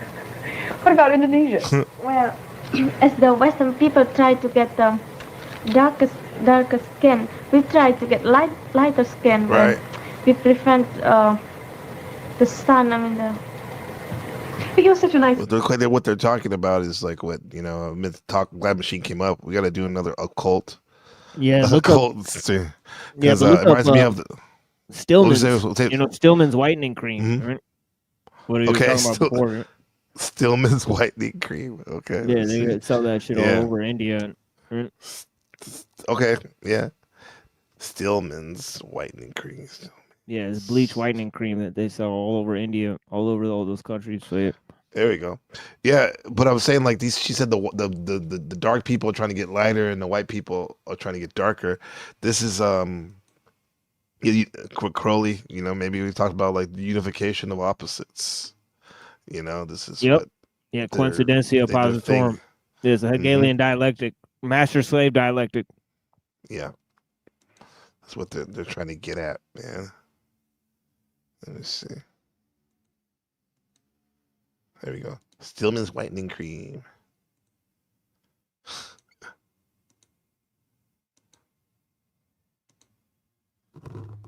Machine lies. That's it, huh? Oh my God. Every day, fair. It says every day your beauty will get fairer. See, that's an Indian lady. Yeah, it is, huh? And she's like a white made lady. to look like a northern Pakistani or like a Persian. Mm-hmm. Because years they were conquered by Arabs, Persians, British people. Right? Yeah. So wow. They associate lighter skin with power. Mm-hmm. It just is what it is. I mean, and it's not just white people. It's also, like I said, Persians, Arabs, people that would be colloquially be considered white. Right? They're just lighter than Indians. Yeah, that's wild. And that's a new ad. It ain't like from the 70s or anything. I can tell that's new. Yeah, skin bleach cream. Yeah.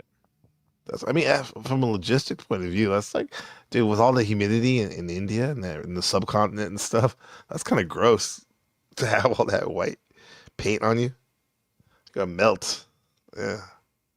But anyway, people do extreme things, right? Yeah. So let's see. Let's finish this up. Thanks for sharing that. I never heard of that before. No, I don't like. I think when we go out, then we use some long sleeve blouse to prevent from the sun. Yeah, the cover. We don't get a very dark color. Yeah, they do that. Tell me, She what must are get your a governments, if anything, doing about problems tease of because prejudice? she's a You've little each darker, mentioned probably. some prejudice that exists in your country. What are your governments doing to try to eradicate it? You mentioned the prejudice against hybrids. You mentioned the prejudice against hybrids, too. Hybrids are You haven't stronger. told us much about the position of women. Otherwise, by the way, let me ask you right here. Are women any freer in Japan now than they were before the war? Well, before the war, there was no democratic, and women belonged to men, and men controlled women in everything, and How about men now? had first opportunity to everything. Even getting out of the door, women had to open the door first, and the Oh, men wow. passed first. And in the buses or theaters, men take seat first. And if there's no seat, women have to stand up. Oh, I'd love to live in Japan. Oh, But they do that in America and England now. Is it changing at all? yes, quite changed. And just now women can vote, and women have equal opportunity in everything. Judith, you were talking about your prejudice against Cockney accent a moment ago. Is that still very strong in England, this prejudice of the so-called aristocracy against the Cockney? No, I don't think it's a very serious problem now, especially since the war. You know, this idea that the English speak either with a Cockney accent or else with a very aristocratic accent, that isn't true anymore. And we certainly don't despise people anymore if they speak with that. If you go into the House of Parliament now, you will often hear a North Country accent or a Welsh accent or even a Cockney accent. And we're proud of those kind of people because they are the people who got us through the last war, and nobody would dare say anything against them. In fact, it's the aristocratic accent which is the other side of the fence, and people laugh at that nowadays, I'm afraid. In fact, you may think that my accent is a little cultured, but I assure you back in England, I have not quite a Cockney accent, but still an accent. At least you mean... Okay. It reminds me of Austin Powers. I'm a little behind, but like when she was talking about like women have to open the door for the men in Japan and all that. This is like this right here. It's right here. In Japan, men come first and women come second. Or sometimes not at all. Okay, yeah. So let me see. Okay, I think they're almost done. About a minute left to this. Real quick. Let's go straight. Your school mistress would not totally approve of you? Oh, no, I should be corrected. Judith, I hate to think what's going to happen when you go back. A Cockney accent. That's like a ghetto British accent, huh? London accent. That they were saying. Back after 3 months here. So do I. You'll write me about that, won't you? Yes, I wanted to have time to ask you what you thought individuals could do in terms of eradicating prejudice. But our time's almost up. Anybody got a quick answer? Well, I guess we should carefully examine the individual first before passing any judgment on him. Right. And if we ever pass a judgment, we should be just with it. Nice. That's a good note to end on. Thank you, Batnati, Yoriko, Throw some compassion Judith, in there too. and Rawa. Next week, we're going to continue on this subject of prejudice. I said that's earlier. I said that's Sarah, the Raging Tomatoes' great grandmother. Let's see, her granddaughter's. She's keeping true with the family business. Huh? With 4 delegates from Africa, 1 white and 3 Africa. colored. The delegates from the Union of South Africa, Gold Coast, Ethiopia, and Nigeria. I know. Oh, cool. Okay, chat. What did you think about that? If you like those videos, I think I'm gonna watch more of those in the future. I like those ones. What do you think about that machine? Yeah, it's pretty wild. Kind of cool. Pretty wild. I Huh? mean, yeah. I mean, and to think like, not a lot of perspectives about, I guess religion or globalism or all that type of stuff. It seems like there's still a lot of national identity, back in the day. Wow, There. good point. So, I mean, so it just seemed like they're able to talk, whereas, and you can tell that each of those people have, very defined traditions and stuff. So, yeah, I mean, yeah, honestly, yeah, exactly. Shout out to 1956, right? Yeah, it's a good point. Yeah, because no NGO, not as much NGO influence, right? Would you say? Right, like you could tell, Yeah, that yeah. they're more, you know, trying to think, in terms of the pride, Hmm. of their own, like they're defending their own people, in a Right. way. So, Yeah. yeah, I wonder if they got people, and of course, this is all sort of scripted. So they're trying to highlight the diversity. So they probably selected kids that are primed to represent that. Right? Yeah, absolutely. So, because Yeah. they're trying to, promote their cultural studies program or whatever. So, Hmm. Yeah. Yeah. That I like that. It's all connected. Yeah, they want to yeah. make And their who's running the broadcast? I mean, hmm like obviously Rockefeller said Rockefeller endowment or something yeah, like it's that. either Jews or white people. So that makes you Yeah. think. Right? What does that Yeah. say? Right? Yeah. Because I'm glad that that Ralph Filipino dude, he spoke up, because there probably was there's an innate thing for some of these white Westerners really to try to dominate, like the British girl was doing, and also too probably for the host to focus in on her. But yeah, I think that was really good. It's really good. Because they even talked about a mixed race and stuff, because that's interesting. Do you ever want, or do you have kids, or do you want to have kids someday? And you ever thought Yeah, I about do like want to have kids having mixed? someday. Yeah, definitely. I want to have kids someday, but now it's just not the right time. Hmm. But yeah, yeah. Hopefully in the future, I get Yeah, things more stabilized. I would definitely like to have some kids. yeah, yeah. And then you have your own hybrid. I like that term. I mean, I heard Tate say it a couple months ago. He said hybrids. You want a hybrid in life. You shouldn't be ashamed, because it's weird. Like growing up, quote unquote, mixed. People want you to, choose. Even in the panelverse, people have told me that. Well, you got to choose. What are you gonna be? It's like, why? I'm just, I'm me, bro. I'm the best of all those things and whatnot. Um, yeah. So, brother Machine, this has been epic. You always bring it to higher and higher tiers when you come on and contribute. Appreciate you, brother. Yeah, thank you, homie. Yeah, you already know what it Absolutely. is. But I know what it is. yeah, blessings. I mean, definitely, and keep me in your prayers. You shutting it down here? Yeah, I'm about to shut it down. Yeah, Yeah, I'm going to the definitely, dog brother. Yeah, park. yeah, Yeah, yeah. Well, actually, we're coming in 2 hours. Yeah. yeah, as always, it's been a blessing, homie, and yeah, definitely hit me up anytime. You know what I mean? And yeah, as I said, tomorrow, we're gonna do the little thing again, so get it back up on that horsey on the night show. The horsey. Oh, actually, I gotta actually release a community post about that, but yeah, I'll probably do that and go to sleep. But yeah, blessings, homie. I'll talk to you very soon. All right? Absolutely, brother. I'm putting your link in right now. Yeah, thank you, homie. Much love, brother. Yeah, Sweet, blessings. sweet dreams. Yeah, Peace. thank you. Yeah. Yo, legend machine lies. Yeah. This thing used to come up all the time. Oh, yeah, yeah. Oh, there he is right there. It's Machine Lies channel. Or Panelverse Treasure right here. Check out the Machine Lies' channel.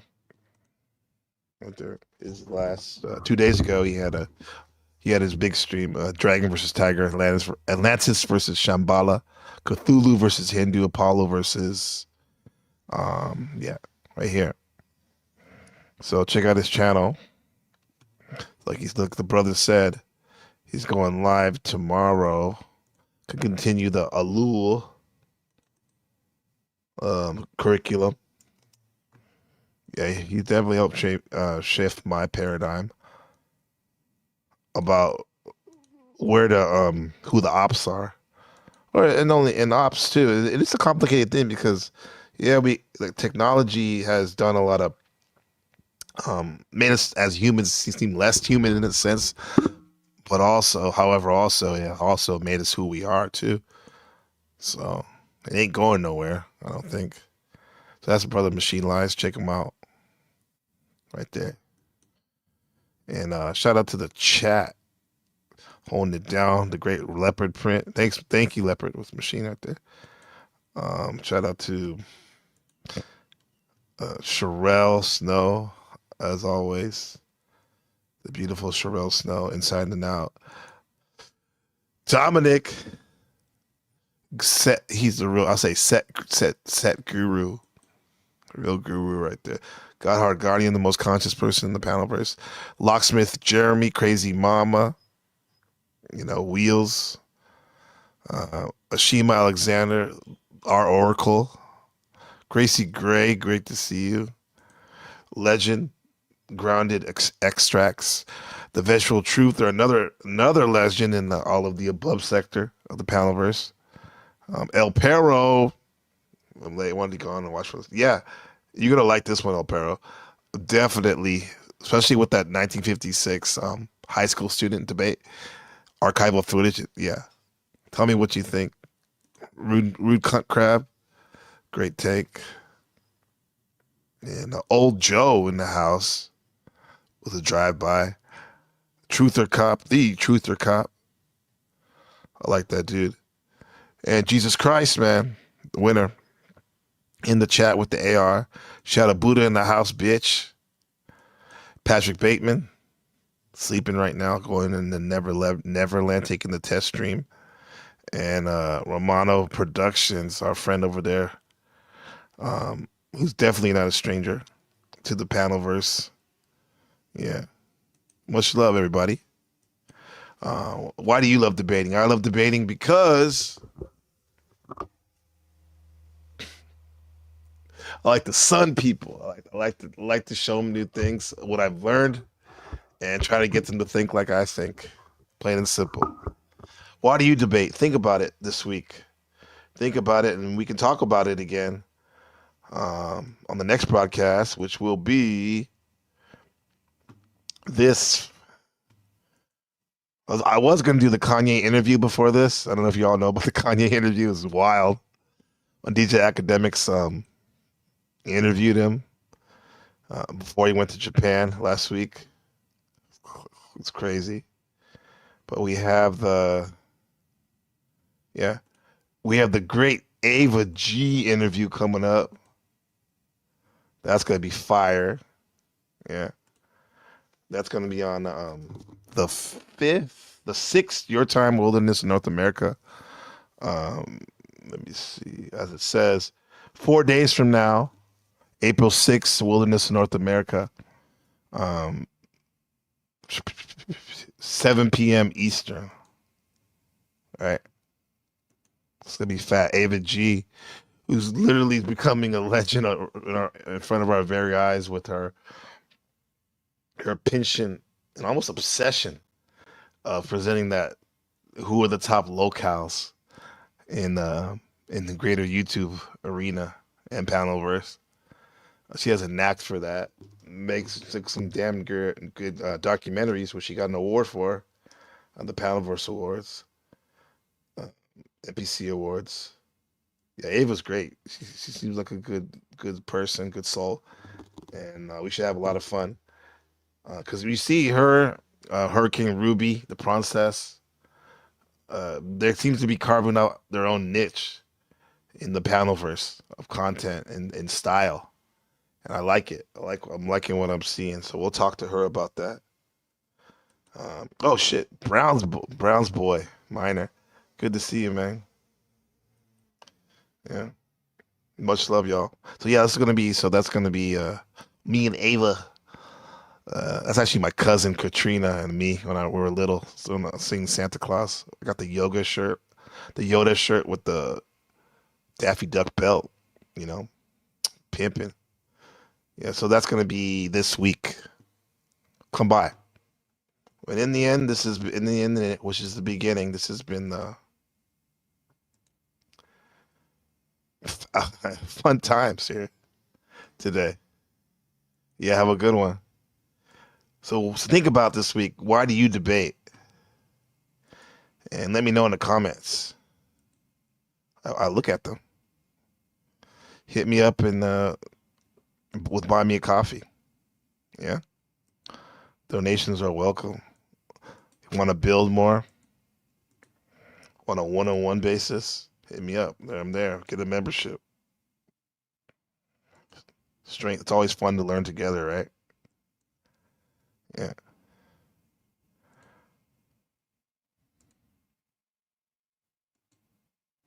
In the coming days, I'll see you next time here on NPC the Game. Much love, family. Peace.